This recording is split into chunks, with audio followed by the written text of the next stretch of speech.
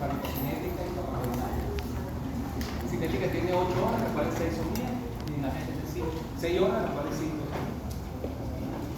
Hay que recordar ejercicio, graficación, fórmula, la parte matemática. Trataré de hacer, estoy seguro que lo que trataré de hacer que les guste. Voy a comenzar como cuando uno termina, ¿no? Realmente uno termina con el pensamiento, pero creo que es alusivo lo que vamos a ver. La mente que se abre a una nueva idea, abajo de su tamaño original. Espero que ustedes que se abren adelante su mente sea mucho más amplia. Esto contribuye, saben ustedes, cuando uno toma los tractos y a veces lo interpreta y lo piensa y lo transcribe, eso te ayuda a entender un paciente que venga complicado. Eso se estudia bastante. Farmacocinética, concepto de aplicación. ¿Qué será la farmacocinética? Grosso modo, para fármaco, ¿qué es cinética? Movimiento. Es el movimiento de los fármacos o la velocidad de los fármacos una vez que se administran por cualquier medio oral, o sea, movimiento de absorción, de distribución, todo eso se codifica de cuenta, es decir, la velocidad de un proceso respecto al tiempo. Ciertos procesos de velocidad. Eso lo digo más explícito.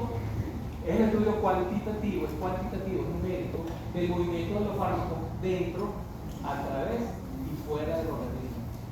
Porque fuera del organismo, porque ustedes van a evaluar mecanismos de excreción, por lo menos orina. Entonces, cuantifica el volumen urinario y determina los niveles plasmáticos del fármaco a diferentes tiempos.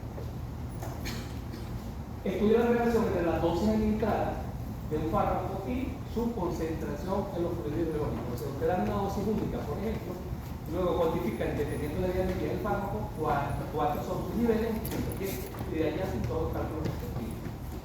Si es dosis múltiple, que vamos a ver en la última clase, cuantifica, una vez que se alcanza el estado estable, todos los parámetros que vamos a ver en su debido momento.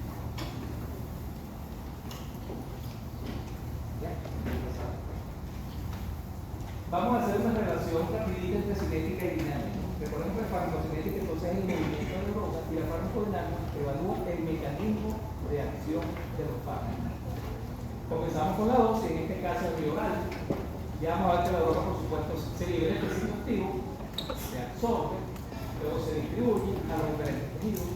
Para que se distribuye, vamos a ver cuáles son las condiciones para que esta droga se distribuya, se metaboliza y luego se elimina o se crea.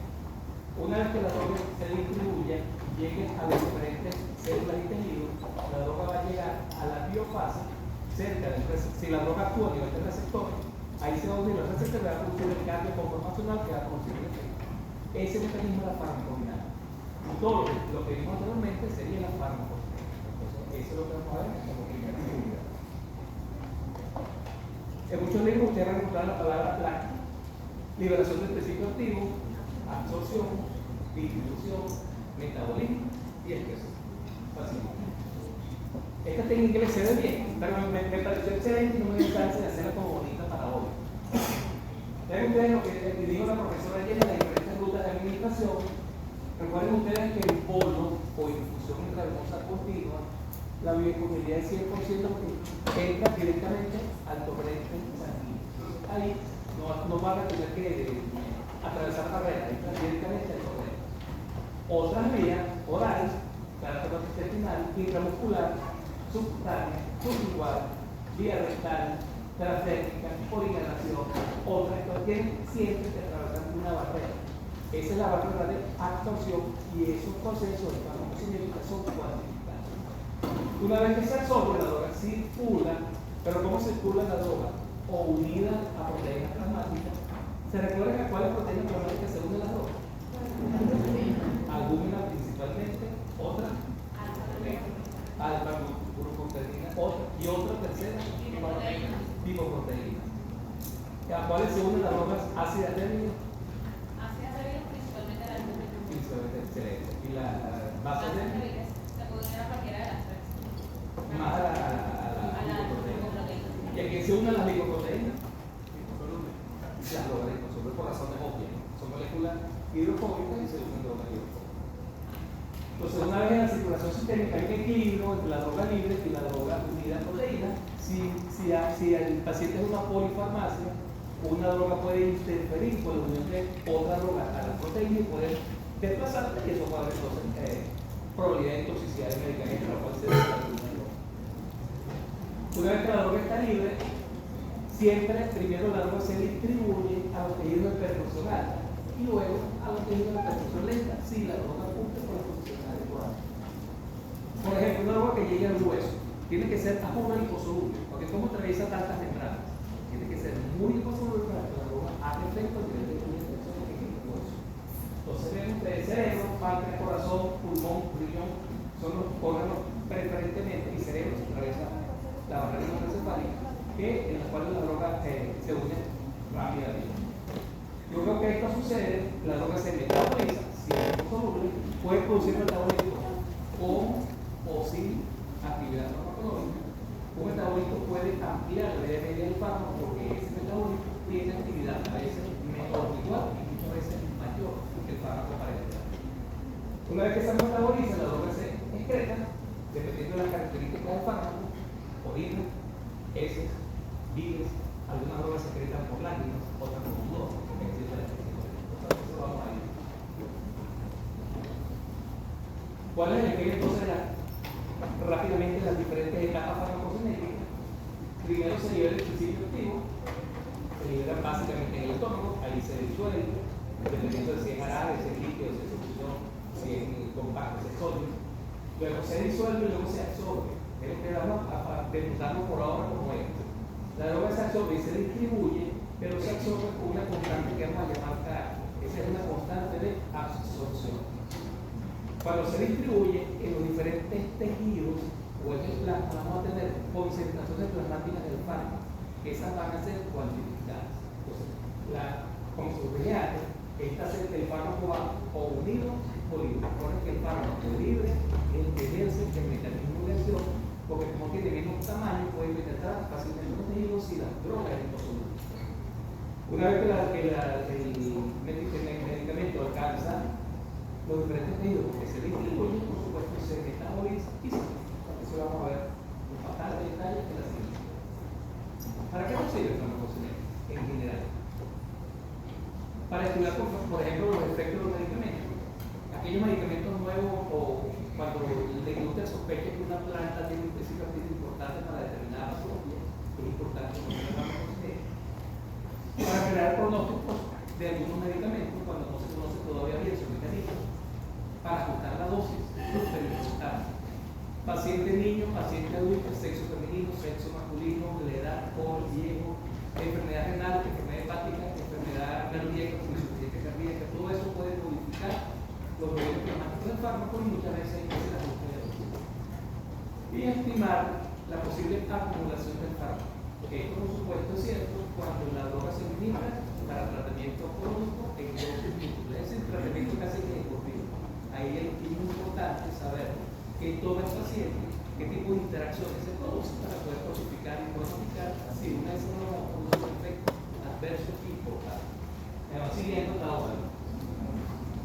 La aplicación directa del punto de vista clínico de la farmacocinética es la optimización terapéutica.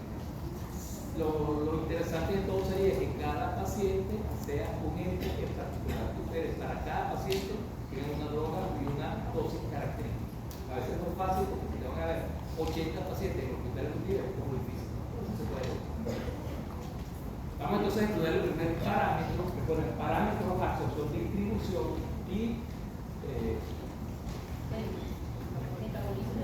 metabolismo. No iba a decir otra cosa, pero se me fue. Metabolismo y excreción, ya me recordaré. ¿Qué es la absorción de un medicamento? Es el paso del medicamento del sitio de administración hacia la circulación general. Recordando que todas las drogas se absorben, excepto la que se administra por vía parenteral, porque va directamente al torrente circulador. Entonces vemos que vía endovenosa directamente tiene su biodisponibilidad que sería igual a ¿cuánto? Porcentaje 100%. Aquí tenemos comparación entre oral y sublingual. Ustedes que sublingual pasa un poquito más rápido y se supone que la biodisponibilidad, si el mismo fármaco es mucho más alta, que el mismo principio activo se encuentra por vía oral. Entonces tiene que pasar una barrera. Siempre esa barrera tiene que ser lipídica para poder entonces llegar a la. Si la droga es altamente lipofílica, la droga podría podría presentar efectos de primer paso fácil, ya de la profe Limón se lo dijo, la profe Miguel en la clase de metabolismo lo hace. Y luego la droga, para comenzar, se va a hablar de la clase del invierno del martes, la droga viene del compartimiento central. ¿Qué es el compartimiento central?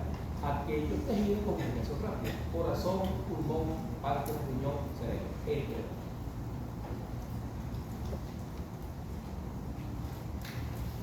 Rápidamente, ¿qué pasa en el estómago? La droga entonces se desintegra, tableta, cápsula, comprimido, luego se disuelve en polvo.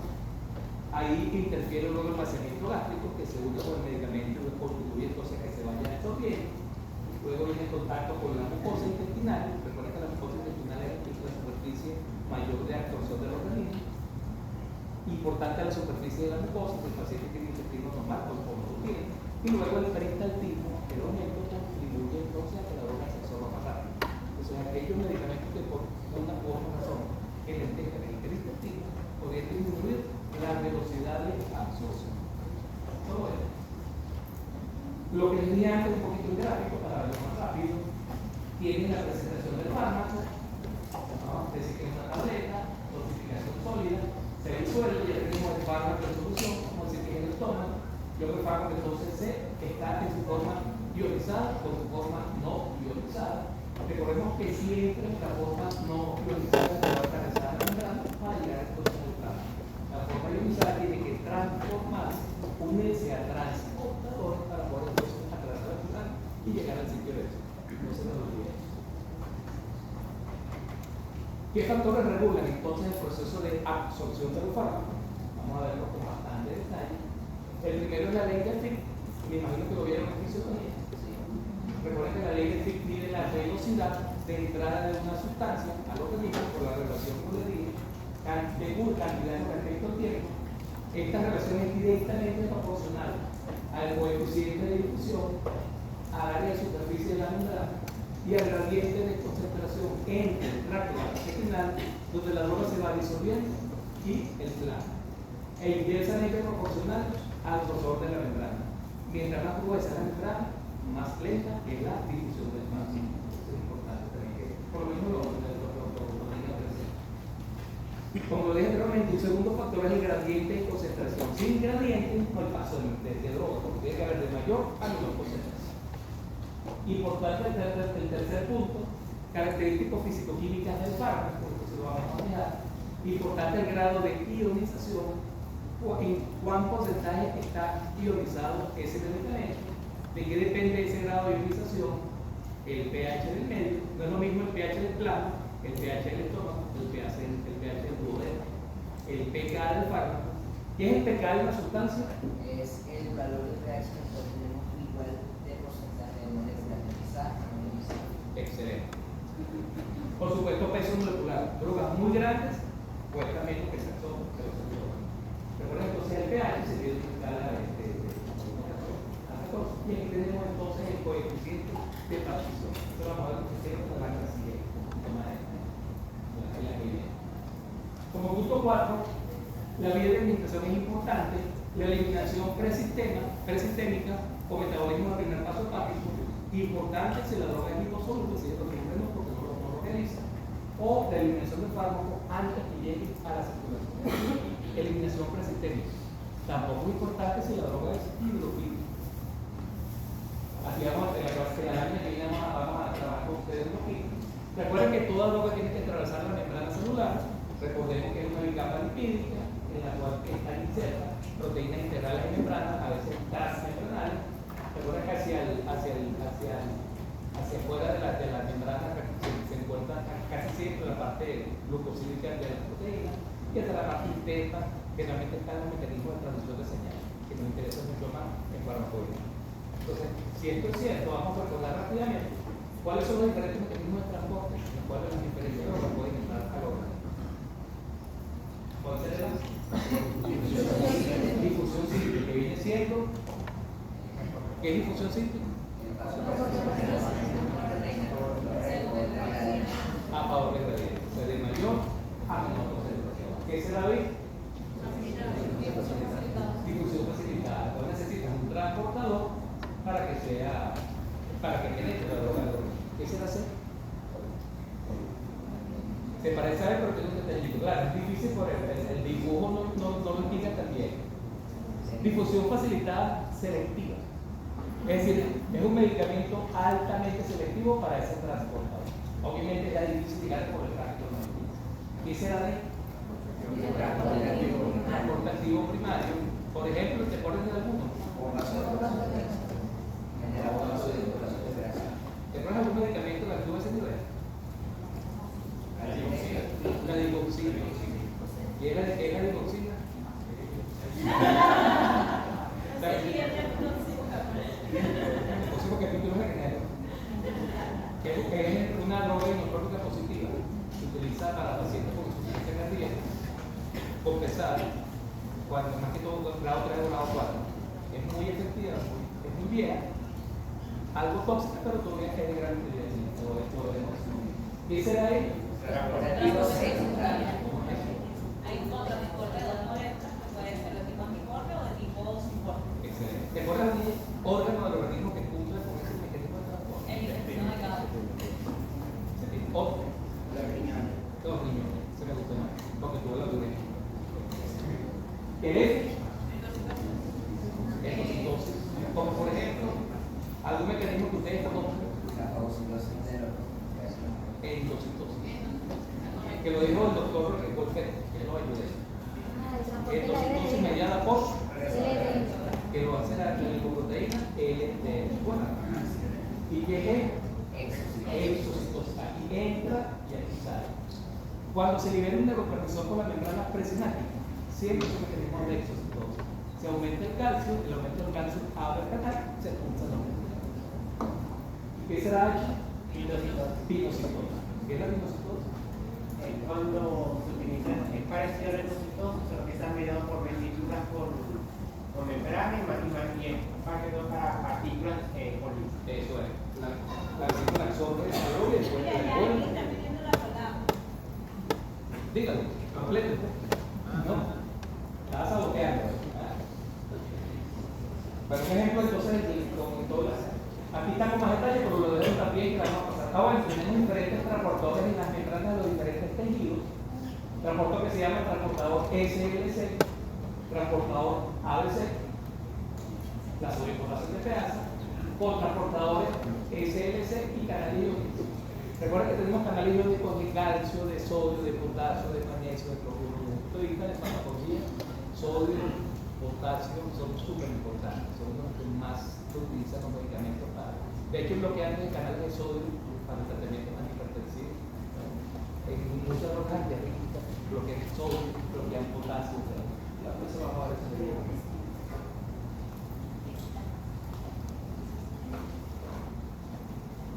Esto es el asa ascendente gruesa de Henle, en la cual cumple su mecanismo de acción la furosemida. La furosemida es el ácido, que es un diurético de asa que se utiliza para el tratamiento de hematoma de pulmón. Aquí tenemos dos tipos de membrana, la apical y la basolateral. La apical es la que da hacia la luz del espacio y la basolateral es la que tiene el lado contrario. Entonces, en esta membrana, la basolateral, tienen el transporte activo primario, la sobrepotasio de peasa. La energía que se obtiene a partir de este mecanismo, que depende del ATP, es utilizada por este transportador para introducir a la célula sodio, potasio y cloruro. Entonces, ¿qué sería? Transporte activo primario y esto, como diría los compañeros, transporte activo secundario. Tenemos una idea de la aplicación de cada uno de los conceptos que estamos viendo. Importante, creo que se la nombró yo, no recuerdo, la glicoproteína P. ¿Qué papel tiene la célula? La glicoproteína B, que está en muchos tejidos, cerebro, riñón, intestino, entre otros. Es una proteína que se encuentra en la membrana y se encarga de sacar. Exactamente, una proteína que se encarga de sacar los medicamentos. Básicamente, este mecanismo es la droga que se utiliza para el tratamiento del cáncer. Es un mecanismo como para impedir que se produzca una toxicidad del fármaco. Vamos a dar un poquito de detalle. La membrana, anclada en glicoproteína P, tiene 12 subunidades de membrana. El P que hace la parte interna tiene la actividad de ATPasa de esta glicoproteína y hacia la parte interna está la región de carbohidratos. Desde el punto de vista de cómo se regula de esta proteína. Por ejemplo, aquí tenemos un ejemplo de drogas antivirales, que estos fármacos activan a la fosfolipasa C, que es una proteína de membrana. Esta proteína de membrana produce entonces la liberación del diacilglicerol y del sulfato de glucirol. El diacilglicerol entonces se encarga de activar una proteína sinasa C, cuya función es fosforilar la parte interna de la glicoproteína P para permitir su captura y que la droga salga de la célula. Entonces, el IP13 que se forma una vez que se activa la fosfolipasa C permite que se libere el calcio almacenado en el retículo sarcoplámico, y este calcio activa a una enzima que se llama fosfatasa serina. Estas enzimas son capaces entonces de desfosforilar esta parte interna de la glicoproteína P, y esta desfosforilación impide que la droga siga saliendo porque produce el cierre del fosfo. También se consiguen en la industria ciertas drogas que pueden inhibir o bloquear esta glicoproteína P, y por supuesto impide que esta droga para el tratamiento del cáncer sea sacada de la célula. Más o menos más de lo mismo. Células resistentes, ustedes como entra y cómo sale el medicamento, y sensibilidad restaurada, cuando ustedes bloquean esta glicoproteína P e impiden entonces que la droga salga de la célula. Entre otras, muchas drogas entonces pueden producir inhibición de estas proteínas, muchos se utilizan en clínica. En el caso de amiodarona es una droga rítmica, muchos se utiliza mucho para fibrilación auricular. El carvedilol es la bloqueante, a lo que se utilizan antidepresivos específicos, muchos antibióticos, son muchas drogas como pueden ver. Importante eso de tomar en cuenta. En todos los libros de farmacología existen capítulos de transportadores de membrana en los diferentes tejidos. O sea, capítulo quiere decir que aquí lo vamos a tocar muy somero, porque no da el chance de hacer una clase completa en de los sistemas de transporte cada hora. Pero en general, en el intestino, que es lo que nos concierne, ven ustedes que tenemos, entre otros transportadores, lo que se llama MRP2, la glicoproteína P y la BCLP. Estas se encargan de sacar el fármaco una vez que entró en la célula, a diferencia de las OATP, que son transportadores de anillos orgánicos que se encargan de introducir el anión a la célula. Hacia la otra parte de la membrana, que tenemos una proteína que se llama MLT, que se encarga de transportar el medicamento directamente hacia la sangre. Cultura general. Esto para solamente muy ilustrativo, que vean que los diferentes órganos del tejido, en algunos de ellos, tenemos diferentes transportadores. En el intestino delgado, que es el órgano por excelencia de la absorción de fármacos, ven ustedes que hacia el intestino tenemos el ABC y el PCS. Vean ustedes que el ABC siempre es una proteína que realiza el transporte para producir la entrada del medicamento, y para pasar del medicamento a la sangre tenemos el ABC y el PCS. Características fisicoquímicas del fármaco. Siempre esto es importante porque una droga ionizada no atraviesa fácilmente la membrana. Recuerda que la ley del coeficiente de partición líquido-agua, en eso se usa la relación entre octanol y agua. El octanol es una sustancia que está por aquí. Su estructura se parece mucho a lo que se encuentra en la bicapa lipídica. Por lo tanto, es un buen indicador para una droga que tiene una gran afinidad para el tejido altamente hidrofóbico. Entonces, se distribuye el medicamento, se añade a este recipiente que ven aquí, y de esta manera se cuantifica dónde se distribuye mejor el medicamento, en el octanol o en el agua. Eso se cuantifica, y si no da valores mayores a 1, quiere decir que la droga es altamente lipofílica, y si no da mayores de menos 0,5, la droga es altamente hidrofílica, y si no da valores entre 0,5 y 1, más o menos tiene características de la droga. Entonces, más o menos ustedes viendo la estructura de la molécula pueden inferir si la droga es altamente lipofílica o altamente hidrofílica. Ustedes dirán, ¿para qué eso es importante? Sí, pues, porque ustedes deducen cómo se va a comportar esa droga desde el punto de vista farmacocinético, sabiendo solamente su estructura, lo que pueden deducir vida media, volumen de distribución, si sufre metabolismo hepático o no, si sufre metabolismo de primer paso o no, si se elimina por vía renal o por otras vías. Todo eso lo pueden saber conocer pocos valores fármacos. Para eso vamos entonces a estudiar, a recordar, porque ustedes lo vieron en fisiología, estoy seguro de eso, la ecuación de Henderson-Carter. Esa droga evalúa entonces el grado de unión o el porcentaje de una droga si está en un pH ácido o en un pH básico, y dependiendo del pH, qué proporción está en forma ionizada o en forma no ionizada. Recordemos que la forma no ionizada atraviesa membrana y la droga ionizada no atraviesa. Entonces, el ácido débil, recuerden que el ácido es una sustancia que da da electrones, H más A. Esta es la fórmula de un ácido débil, pH igual a pK más logaritmo de I, es decir, ionizado entre no ionizado. La base débil, las bases aceptan, a diferencia del ácido da, la base acepta. La fórmula es diferente, muy parecida a esta diferencia de que la relación de logaritmo sería no ionizado entre ionizado. Siempre, como lo ven en el gráfico, para que la droga atraviese membrana, tiene que ser liposoluble. Aquí tenemos un esquema, más o menos más de lo mismo, ven ustedes que la no ionizada es la que atraviesa la membrana.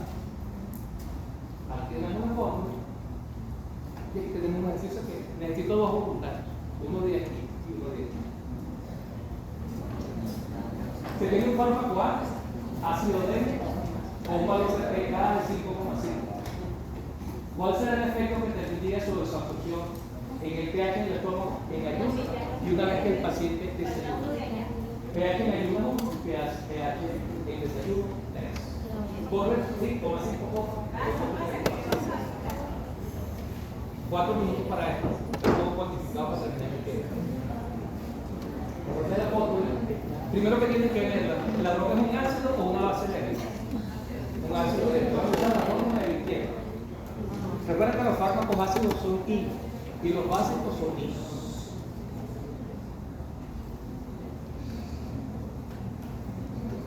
Si quieres, pasa de una pK para la izquierda. pH menos pK.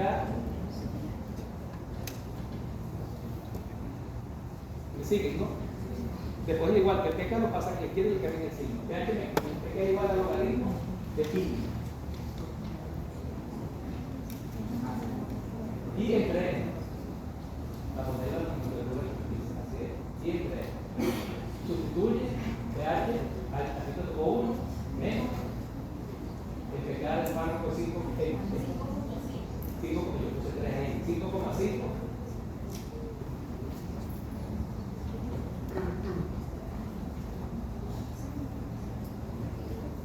¿Cuánto es 1 menos 5,5? Menos 4,5 negativos. ¿Cómo ustedes eliminan ese negativo? ¿Ah? Por menos 2. 4,5 positivo y pierden entonces lo que sale después del otro. N de Y por el negativo. ¿Cómo eliminen el logaritmo? Multiplico por el antilog. Entonces el antilog de 4,5 para eliminar el logaritmo, me interesa el número redondo, es igual a N entre Y. 4,5, que es que te dio el resultado. Es igual a N entre Y porque ya quitaste el logaritmo. Entonces de una, cuando saquen el antilog de una sustancia, Y esta también no se calor. no, pone signo que es el inverso de lo que pone el valor.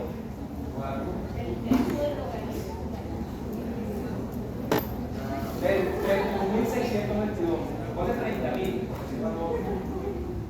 Te van a tener 30.000 formas neutras y una forma ionizada.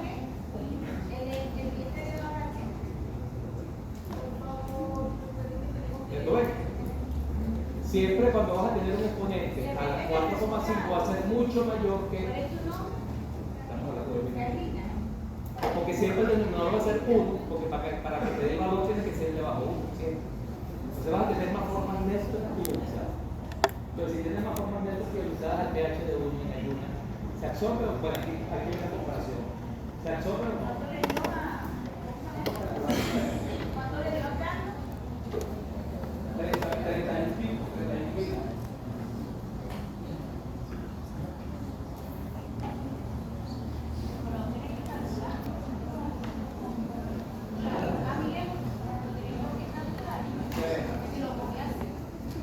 Entonces, ¿qué puede concluir del problema en estos resultados? Que el concentración de forma ionizada posterior a la luz. Entonces, ¿qué concluye? Que únicamente la letra es mayor absorción y la otra es ácido débil posterior a la luz. ¿Seguro? No es lo contrario. Una Ah, droga. perdón, sí, sí. Porque la que se absorbe cuando no es ionizada. Entonces, como tiene más formas neutras en ayuno, quiere decir entonces que los alimentos interfieren con la absorción de ese medicamento. ¿Qué le tiene que decir el paciente para este medicamento? No se lo tome junto con la comida. Así son todos. Tengo uno que lo discutimos luego, se lo mando y más o menos. La primera vez es difícil, pero tiene cosas para luz. Pero después poco a poco van agarrando bien. De aquí al examen que es en diciembre, ya les llegó el telegrama, ¿no? ¿Sí?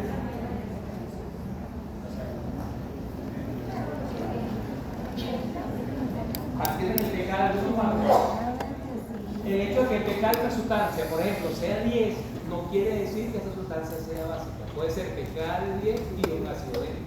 Entonces, siempre que le ponga un problema de este tipo, lean en el examen si la droga es ácido o ácido débil.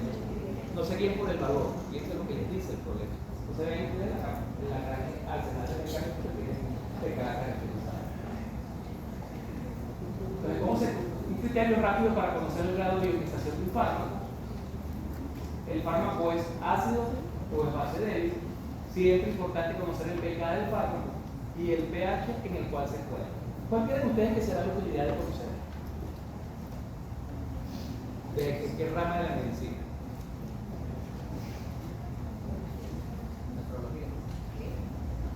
Antes les voy a decir la acción. Una droga ácida en un medio ácido o una droga básica en un medio ácido no se ioniza y si no se ioniza se reabsorbe. Una droga ácida en un medio básico o una droga básica en un medio básico se ioniza, quiere decir que se favorece su eliminación. Si un paciente llega intoxicado con un medicamento y ustedes quieren desintoxicarlo, quieren favorecer que se excrete por vía renal, ¿qué hacen entonces con el pH? Lo modifican para que ese pH contribuya a que la droga se excrete fácilmente, que la droga se cargue con el pH y esas cargas facilitan y piden que se absorba y facilita su eliminación. ¿Me explico? Esa es la utilidad desde el punto de vista toxicológico. Facilitar la absorción, la acidificación o pacificar un medio para permitir la excreción tóxica que el paciente haya ingerido. O medicamento en dosis excesiva. El paciente está es más de lo mismo. Ácido débil en el plasma, ácido débil en el cubo gástrico, a diferencia drástica de pH. Para un fármaco con un pH de 4,4, como tenemos en el plasma una forma ionizada, y como tenemos entonces en el estómago, con pH de 1,4, formas no ionizadas. Esta es la gran diferencia dependiendo del pH. Vamos a ver este caso clínico. Se trata de pacientes femeninas de 63 años de edad, acude a consulta porque presenta debilidad, letargo y fatiga fácil. En la historia clínica, la paciente presentaba una anemia ferropénica, hemoglobina de 2 gramos de siguiente. Se le recetó fumar ferroso de 100 miligramos 2 veces al día. Volvió al cabo de un mes y me había los síntomas. Ella le dijo al médico que como ella sentía problemas estomacales, ella decidió tomar antiácido para prevenir entonces esa molestia que tenía del punto de vista. Entonces, la paciente parece que no mejoró el tratamiento. ¿Qué creen ustedes que puede ser la causa de lo mismo? Una persona. El problema está fácil porque se deduce por lo que dice. La paciente tomó antiácido porque tenía molestias intestinales, entonces la anemia se le pidió tomar mi tratamiento. No le hizo efecto el hierro.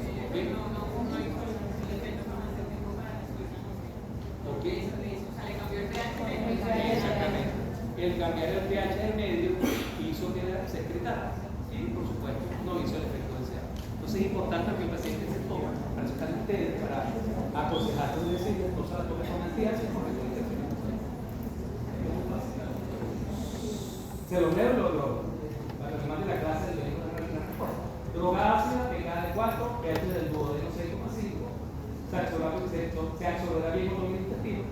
Cuando se le dice demuestre en un examen, tiene que hacer la fórmula. Cuando se le dice no se le dice nada, lo deduce por teoría.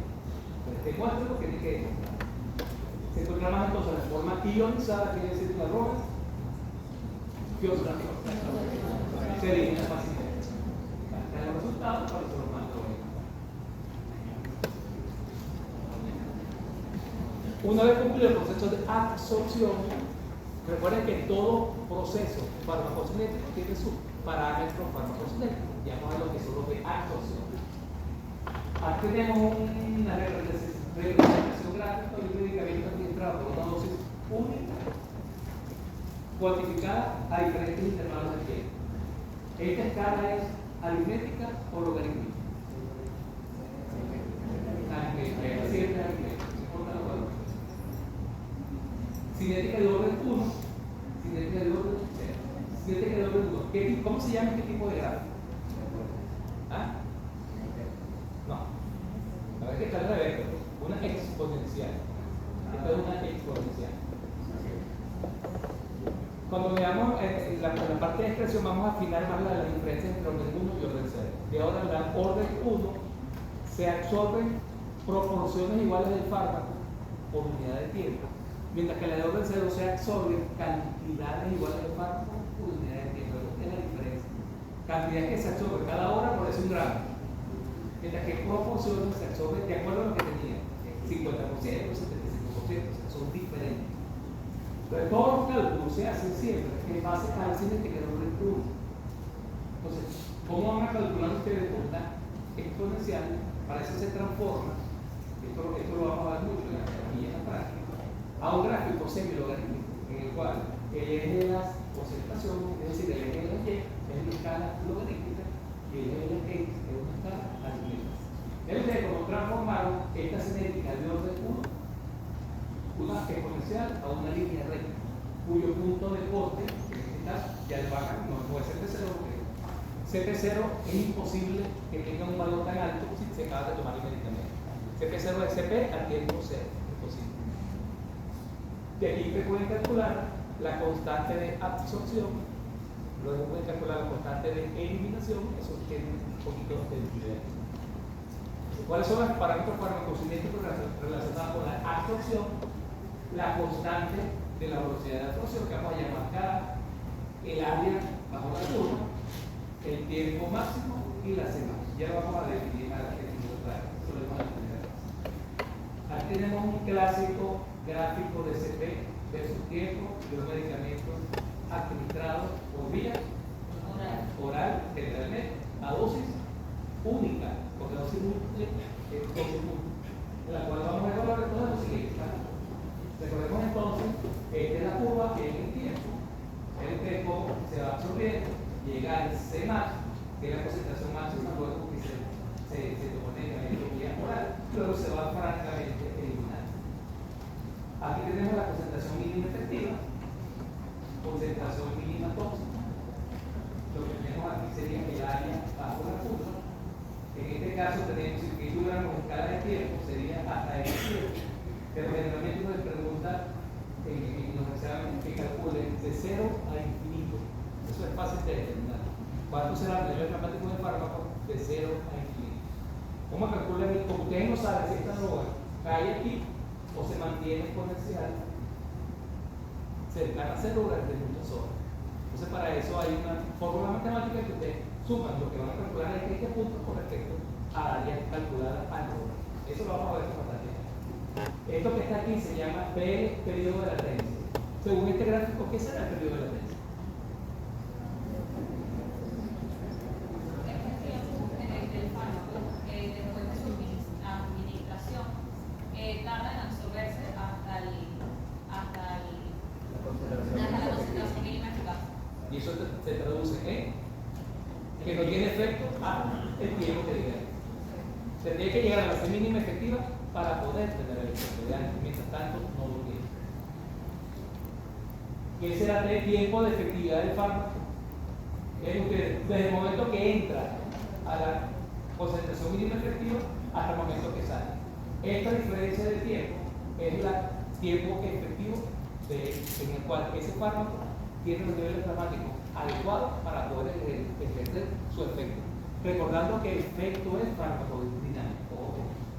Ese era el índice terapéutico o ventana terapéutica. Ya le dije en fin, ¿me La diferencia de concentración entre la concentración individual y la concentración mínima tóxica que permite el efecto de fármacos de concentración. Creo que no se me escapa nada. Tengo que esto es una escala que es como una exponencial. Ustedes transforman esto matemáticamente de una línea recta, en la cual pueden modificar lo que vamos a ver a continuación. Aquí ven ustedes cómo tenemos tres drogas con cambios en el K del fármaco. Recuerden que K es la constante de absorción. Toda constante es el inverso del tiempo. De esta primera tiene una K de 3 horas menos 1, la del medio un K de 0,6 horas menos 1 y la última un K de 0,125. Ven ustedes cómo a mayor K es mejor la de tipo de ese fármaco, la temática. Recuerden, siempre las constantes, ya sea constante de absorción o la constante de eliminación, es un valor de 0,693 de la vida media, ya sea de absorción o de eliminación. Entonces sería el inverso el valor. Mientras más grande es la vida media, más pequeño es la constante de eliminación o de absorción y viceversa. Eso vamos a ver con bastante detalle. Este gráfico, la transmisión de los flores, del logaritmo de concentración plasmática, desde la otra línea recta, fase de eliminación. Esta es la curva normal, dosis única bioral. Ustedes la parte oral entonces pasan una línea recta, que son valores reales, pero son valores extrapolados, cuyo punto de corte en Y nos da una ecuación que se llama intersect, es decir, cómo corta la recta extrapolada de la eliminación del fármaco que entra por bioral en que le genera el Y. Y a partir de esta diferencia, llevamos a la gráfica que viene a tener una segunda curva cuya pendiente le va a facilitar obtener el valor de la constante de absorción. Esto no se le pregunta mucho en el cálculo de K, pero en ejercicios similares, cuando veamos cinética y compartimento. Un poquito con más detalle, ustedes cómo se obtiene la constante. Damos dosis únicas, medimos diferentes tiempos, graficamos el papel servidor, extrapolamos el punto de corte. Ven ustedes que tenemos valores reales, y valores extrapolados. De los valores extrapolados vamos a sacar una diferencia, con respecto al real, de la recta, con respecto al real y con respecto al real. Esta diferencia le va a permitir sacar una nueva serie de valores que nos va a representar esta curva azul, cuya unión y punto de corte en el eje de la Y le van a dar el intersecto. Este es el intersecto. Es K por F por dosis entre BDA por K menos F. Nunca le preguntamos el intersecto. No vamos a complicar la vida. Pero ¿qué creen ustedes que sería la utilidad de conocer este parámetro? Muchas veces ustedes no tienen en un problema de vía intravenosa el valor de BDA, pero tienen valores de la droga bioral. Si ustedes de esta fórmula, teniendo todos los valores, despejan esto o esto igual a esto, despejan el BDA, les permite obtener el BDA de ese fármaco una vez que se administró por vía oral. Y ahora les pregunto yo, ¿ese valor será igual de la vía intravenosa? ¿Es válido obtener ese cálculo así? ¿Qué creen ustedes? Lo dice la lógica, ¿o? Una absorción no, porque en polivenosa llamamos que no se ha modificado, no hay otra opción que lo haga. Entonces, ¿vale o no vale? No vale. ¿Quién dice lo contrario? Oye, apóyenlo o no. ¿Tú crees que las drogas van a ser diferentes independientemente de la vía administrada? Tiene que ser igual que la misma droga. Intravenoso, oral, son igual, intramuscular, siempre el BDA va a ser igual. Siempre. No tiene por qué variar. Variar la vía, no es nada. O sea, solo en 10 horas, no importa, pero la BDA va a ser lo mismo, como valor recalculado. ¿Sí? En la clase que vamos a ver la distribución de los fármacos, para que si quiere leer un poquito y hacer, vamos a tratar de hacer un poquito más de.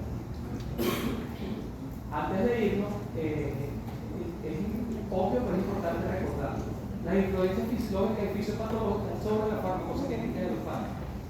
Un bebé y un anciano, el bebé porque está recién nacido y el anciano que ha vivido mucho, por supuesto tiene función renal, función hepática, enzimas hepáticas, corazón es diferente, o sea, por supuesto se va a comportar diferente a los medicamentos y muchas veces hay que hacer en agua en algunas patologías, insuficiencia cardíaca, insuficiencia renal, insuficiencia hepática. Muchas veces hay que hacer ajuste de dosis en esta, ¿por qué? Porque el gasto cardíaco disminuye. Eso quiere decir que le interesa la llegada del fármaco en situación. O sea, quizás hay que poner un poquito más de dosis para compensar ese pérdida de mecanismo.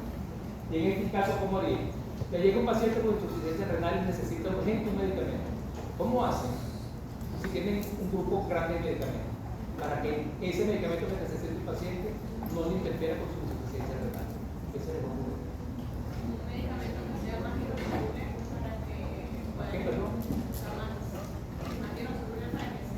Pero es que el de riñón es hidrosoluble, porque si no, no se elimina por vía renal. A lo contrario. No, que tenga un metabolismo Que tenga, si tiene problemas renales, hay uno que se metabolice mucho a nivel hepático, dice que sea más liposoluble para disminuir la probabilidad de que tenga peor insuficiencia renal. Y si el paciente tiene insuficiencia hepática, si tiene las dos, sucede. Además, llamar a María. Si tiene las dos, la lista de los fármacos son grandes. Entonces, ustedes ven, se elimina uno vía hepática 90%, otro vía renal 80% y otro 45%. Se elimina nit y nit. Ese que se elimina más o menos por uno y por otro no afecta nada. Estos temas no se los aprenden, entienden, interpretan, porque el secreto de salir bien es entender. La calentar no es la gente ninguna, porque a la hora de preguntarles algo se quedan en la parte. Ese es el secreto del tema, entender. Esto vamos a ver en la clase del viernes, trataremos de hacerlo en pizarra. ¿Quieren ustedes ese gráfico? Movimiento, ¿verdad? Eso sí. Feliz día, nos vemos el viernes.